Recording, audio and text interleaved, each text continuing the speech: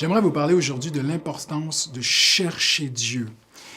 Il y a beaucoup d'appels dans la parole de Dieu, beaucoup d'invitations à être littéralement des chercheurs de Dieu. De toute façon, l'être humain est un chercheur.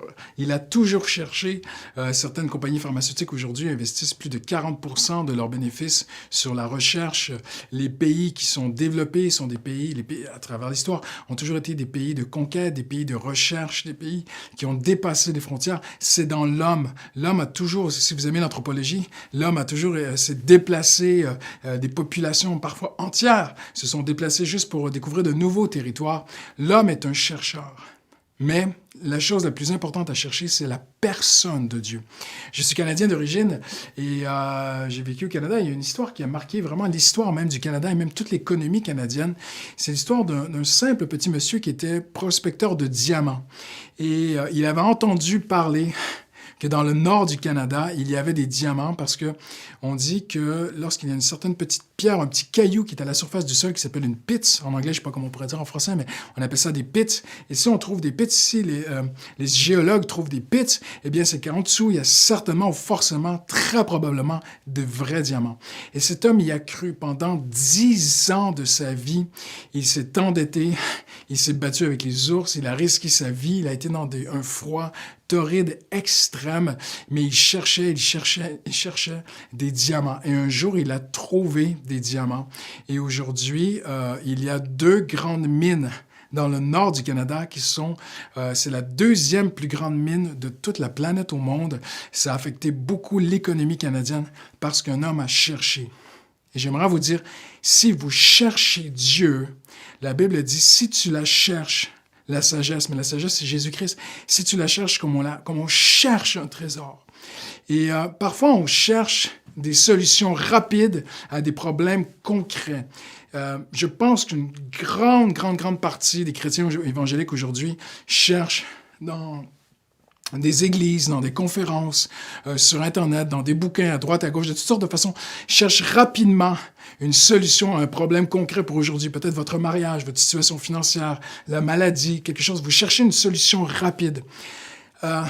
Oui, Dieu peut donner des solutions. Dieu peut répondre à des situations précises. C'est son désir, c'est son cœur. Je ne veux pas banaliser cela.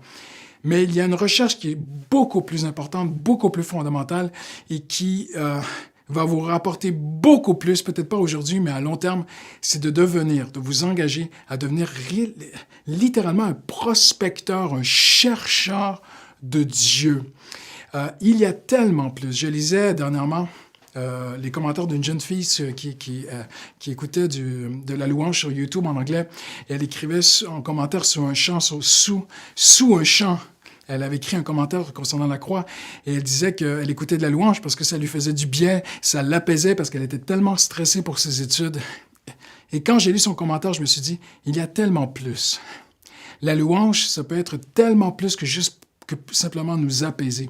C'est pas possible que notre foi soit bâtie, que le roc, le fondement de notre confiance en Dieu soit juste une louange qui nous apaise. Je pense à une femme aussi, une sœur qui était venue, qui sollicitait un entretien, qui récitait tellement de versets, qui s'accrochait à tellement de versets pour avoir confiance en Dieu.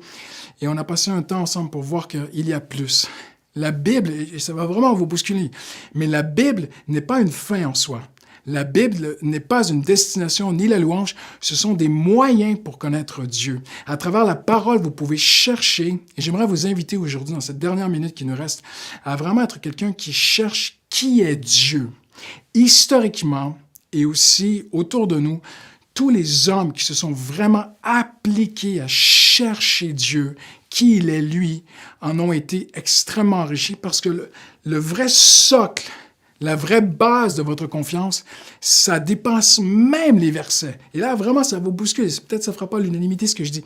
Et je vous respecte dans votre opinion. Mais la vraie base de notre foi, c'est plus que les promesses qui sont dans la Bible, c'est la personne de Dieu lui-même.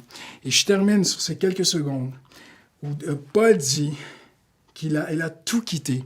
Il considère tout comme de la boue et il s'élance vers l'avant. Maintenant, c'est son ancienne vie qu'il considère comme de la boue, bien sûr.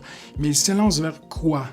Eh bien, vers la connaissance de Jésus-Christ. Il voulait littéralement connaître Jésus de plus en plus et sa vie a prouvé que c'est un grand héritage. Soyons des prospecteurs de Dieu.